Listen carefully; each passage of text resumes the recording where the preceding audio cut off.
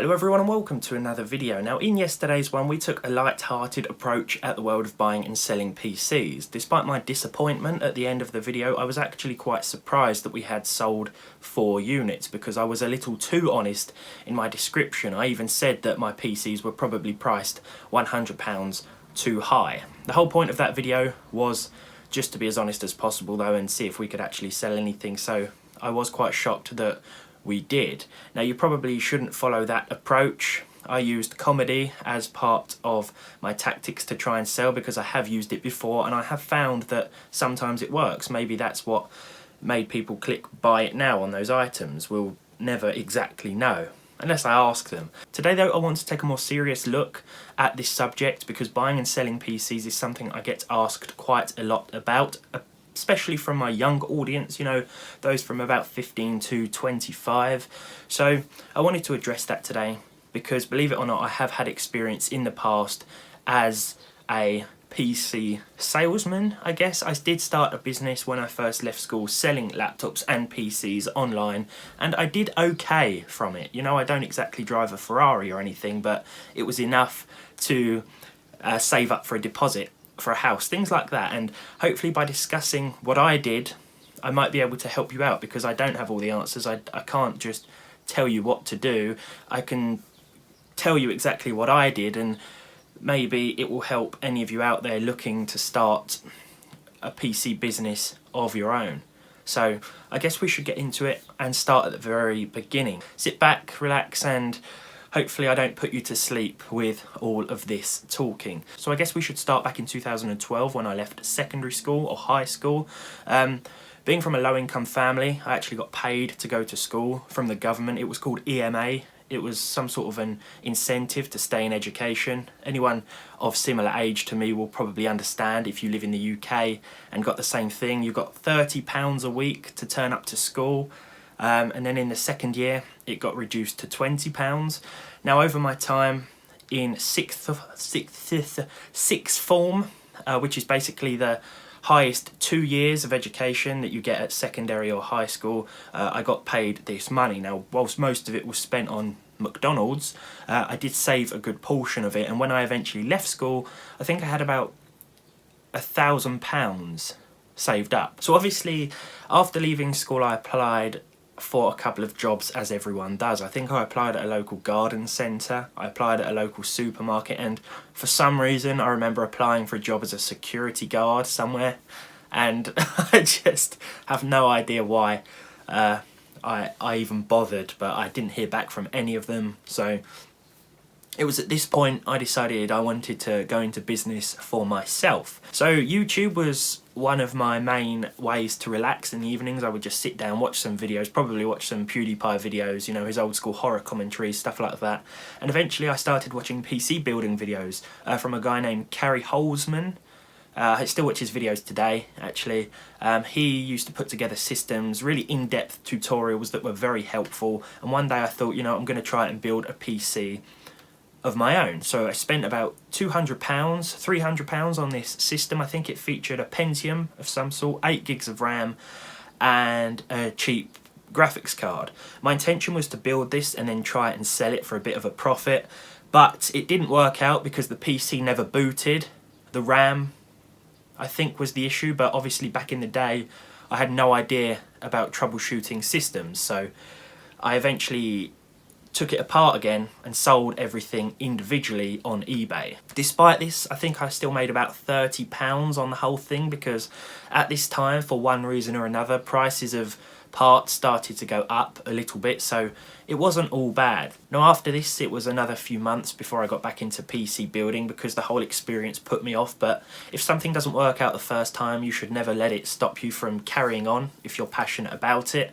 And about 6 months down the line I built another PC which was based on an eMachine system. This was an old eMachines Micro ATX box or tower, and all I did was buy this old Pentium 4 machine, swap the parts out for beefier components. I think I put an FX 6300 in there and a 7870, something like that. It was a pretty decent combination back in the day, and I then got into building more and more of these so-called sleeper systems, where a PC looks like absolute trash on the outside, but inside it's got some pretty beefy components. Now, the first one I built of these, the eMachine system with the FX 6300 and the 7870, I think I made about £100 profit on. I bought all of the parts used, including the tower itself, and this sort of became my niche for a while. No one else was really doing this, building and selling sleeper PCs, so it turns out that they were quite popular. All in all, I must have sold about 10 or 15 of these, making about £100 on each one. I don't know why it was a successful venture, aside from the fact that perhaps no one else was doing it. All I know is that they were selling, and they were selling pretty well. So after a while I had a couple of returns on these sleepers. Customers wanted a refund for whatever reason. Usually I found that these machines were broken by the customers themselves and they just didn't want to admit it, which is fine, because as a seller there's not much you can do in that regard. They could just come up with any excuse. So I accepted the returns and probably lost my profits on 2 of these machines, about £200 down the drain, which is a little bit of a kick. You know, it's a bit upsetting, but you can't let it put you off entirely. So I decided to keep doing this as a bit of a hobby before eventually stopping a few months later and try and find something else, again PC related, that I could sell for profit. And my next idea turned out to be laptops. Now, at this time there were a lot of laptops from a few select UK sellers that were selling with Ubuntu installed, and because of this they were priced quite cheaply, about £150 sometimes. These were brand new machines. So I decided to buy a few of these, 5 first of all, I remember, because I had all these laptop boxes built up in the corner of my bedroom. And what I would do was buy these machines, buy a copy of Windows 7, install that on these machines, which would take the cost up a little bit more, and then add another £100 on top of this and sell the laptops as Windows 7 laptops. This was also at a time when Windows 10 machines started becoming popular, and a lot of people were having trouble letting go of the older operating system, which is why I felt these Windows 7 machines were still quite popular in terms of sales. So first of all, as I say, I bought 5 of these machines, installed Windows 7 on each one, and advertised them as new but open. So I can't remember exactly how I described them. They were basically opened by me to put the disk in, install Windows 7, and then sell them on. Now, one key factor when it comes to starting your own business has to be luck. You know, and I think I got very lucky with this little venture. Now, obviously, when you start selling something, a lot of competition comes along. They see what you're doing and they try to undercut you in price. So after a few months or so, I was getting undercut so badly in terms of price that I had to drop the prices down very low, and ended up again making about £10 or £20 on each machine that I was selling, which wasn't bad. I sold quite a few, but considering I was making about £70 or £80 on each machine before that, it seemed like a bit of a blow. But it doesn't really matter, you know. We were still in profit, the business was still going well, and I was still living at home, so I had no outgoing costs. I didn't really have to spend all that much money on anything apart from food and petrol for the car, which at the time was a Ford Fiesta, so I mean it took about £10 worth of petrol every month. So at this point I realised that having fun was more important, or having fun in your job was more important than making more money. At least that's just how I felt, you know. Sacrificing a little bit of a social life for an extra £200 every month seemed nice at first, and then you start to think, well, actually, what am I doing? I'm not going outside in the summer. I'm sitting inside installing Windows on these laptops to make a bit of extra money. And I sort of lost track of what I wanted to do for a little bit and thought, yes, it's a profitable venture, but it's just so depressing in a way. Now, I can't tell you exactly what year this was, probably around 2014, 2015, but again, I decided to switch things up a bit and go back to my original plan of selling desktop PCs. Now, the market at this point was entirely different. It had only been a year or so, but used prices were different, availability of parts was different, and it seems as though there were more parts available than ever at cheap prices. And desktop PCs, I decided was something that I wanted to stick to this time. It was something I'd been passionate about all the time, and I loved building these systems. I still do. I absolutely love putting together a PC. The sense of achievement you get from putting together a PC build is amazing, to be honest, especially when it's your first system. This is when I started selling PCs, and I started taking into consideration that my profits may not be as high, but I really didn't care. You know, if I made 20 or 30 pounds on each PC, but I could sell a lot of them, then I would be happy. And that is the way I felt was the best approach. You know, try and sell more with less of a profit than less with more of a profit. Stack them high and sell them cheap. So I started off buying each individual component, but sometimes it would take a week for the processors to arrive, and I was waiting on this as the last piece. So I had put together a PC, it was ready to go, almost, but the processor hadn't turned up. So this was quite a lengthy process for each build. Eventually then I swapped to pre-builts. I used to buy old, used, pre-built PCs, rip the internals out and put them in a brand new case, because as I found out, a nice case can be the key to selling a PC. I don't know why, it just seems like the better it looks on the outside, the better of a chance you have of actually selling it. So I was taking the old internals out of these old machines, putting them in a brand new case, lots of fans, you know, lighting effects, things like that, taking loads of photos, which, despite what I said yesterday, is important if you want to make a serious living out of this. Cover every angle, you know, take a picture of all the RGB fans, take a picture of the power supply, take a picture of the USB ports if you absolutely have to. In terms of a description, list the key components and don't tell people what it can't do, rather just focus on what it can do. For example, if you had built a PC that was terrible at running Dishonored, for example, a popular AAA game at the time, but could handle Minecraft like a beauty, then put that in the description. Don't mention the Dishonored part, just say this machine will run Minecraft at 60 frames per second. That was a very popular title that helped sell a lot of PCs back in the day. You know, if you mentioned Minecraft, your PC would sell. Today it's probably Fortnite. You know, if you mention Fortnite in the description these days, I'm sure it probably boosts your chances of selling your machine as opposed to not mentioning it at all, as that seems to be the most popular title at this point in time. Just be totally honest in my description, I would say that this was a brand new case. They also had brand new power supplies in them, because a lot of the time I would also add a graphics card, so I needed to guarantee that the power supply wasn't going to explode upon adding a new GPU. It was all about just focusing entirely on how much money you had spent, down to every little detail. You know, had you had to pay anything to replace some motherboard screws, you know, keep a track of every little expenditure and then work out precisely how much you're going to make from each sale before you actually list it for sale. You know, you might feel like rounding it down. Say if you make £35.40, you might feel like rounding it down to 35, but what also counts is the pennies. You know, you make 43 extra pence on each PC, you sell 10 PCs, that's an extra £4 or whatever. It doesn't seem like much, but it all adds up eventually. Look after the pennies and the pennies will look after you. Is that the saying? I don't know.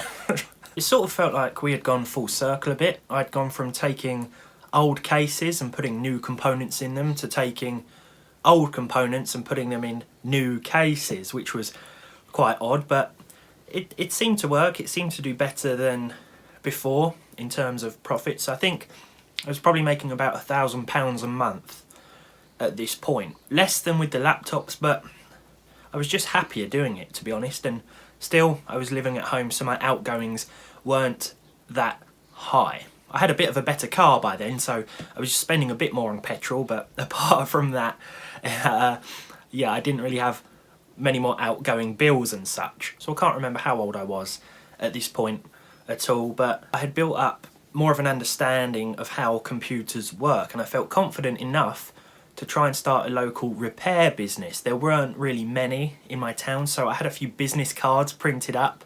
I hope they're not still floating around out there, because they were quite embarrassing. It had like a picture of a dog on it, like with its tongue out, like a clip art style. Even thinking about it just makes me cringe, but yeah, these business cards I had printed out basically had my name, my phone number, and said, is your PC poorly or something like that, because I can help. It was a bit more, you know, professional than that, but it just makes me cringe So I started the repair business because, again, it's a good game to be in. You can charge quite a bit for PC repairs. I think it was something like £30 an hour I was charging, so cheaper than everyone else, but not so cheap that if I were to put my prices up a bit in the future, I would seem like a rip-off. You know, you don't want to start too low. If you start too low, you'll have trouble actually building your prices up. You want to start sort of moderately priced so that if you put your prices up in the future, it doesn't entirely put people off.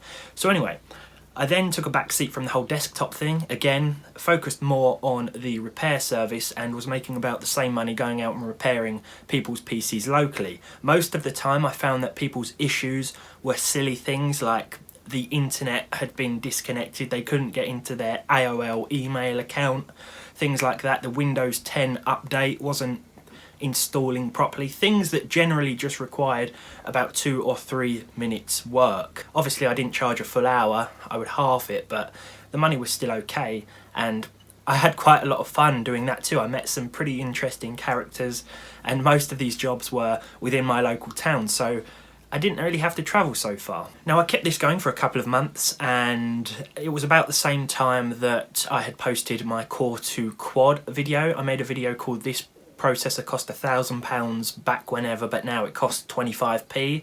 I went on holiday for a week after publishing that video, and when I came back, it turns out that that was the video that had really helped boost the channel. I mean, I got 10,000 subscribers in that 1 week, and the video views were on about 1 million. So at this point going forward, I was torn between carrying on with the PC repairs or following this path. You know, YouTube is a lot more unstable in terms of making a living, but I feel if you're passionate about something, it's sometimes worth taking the risk, and here we are today.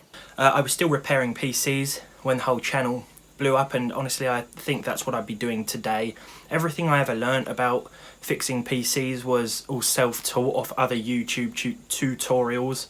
So I never went to college, university or anything like that to learn it, and that's why I'm always joking that I'm not the most knowledgeable YouTuber or tech YouTuber in the world, because it's true. I guess it all boils down to, in terms of selling machines for a living, finding a niche market, try and find something that no one else is doing or very few people are doing. Don't get greedy in terms of profits, you know, try and start small.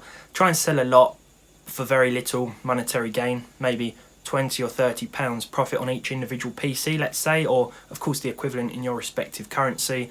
Take lots of good quality photos and have a clear laid out description that doesn't go overboard. Don't tell people what a machine can't do like I did in yesterday's video. Just tell people what it can do and highlight the key aspects and things that that machine is good at. If it's good at running Minecraft, say that. If it's not so good at running Fortnite, leave it out. Utilise RGB, because for some reason that seems to help a PC sell. A good looking PC case seems to override everything else in some aspects, and to some customers a colourful case means more performance, which, you know, it's a funny meme, but in reality it has no impact whatsoever. And finally, a lot of it is persistence and luck. You know, I said at the start I don't have all the answers and I can't provide you with exact advice because there really isn't any. A lot of it just depends on what pans out in front of you, to be honest, and it sounds stupid to say, but it's genuinely true. It just, you don't know how something's going to end up unless you try it. You know, I'm not the best at giving advice either, but from my experience, that's how I built a business as a teenager and made a profit. There we are. If you enjoyed this video, leave a like on it down below. If you didn't, leave a dislike on it. Subscribe to the channel if you haven't done so already. Let me know what you thought of this video, because I've been wanting to make a small series like this, talking about various things, you know, for a while. But let me know what you thought of it in general, because I'd like to do a couple more, maybe one, as I said, regarding the YouTube channel. So just let me know what you thought in the comments, and hopefully I'll see you all in the next one. Thank you very much for watching.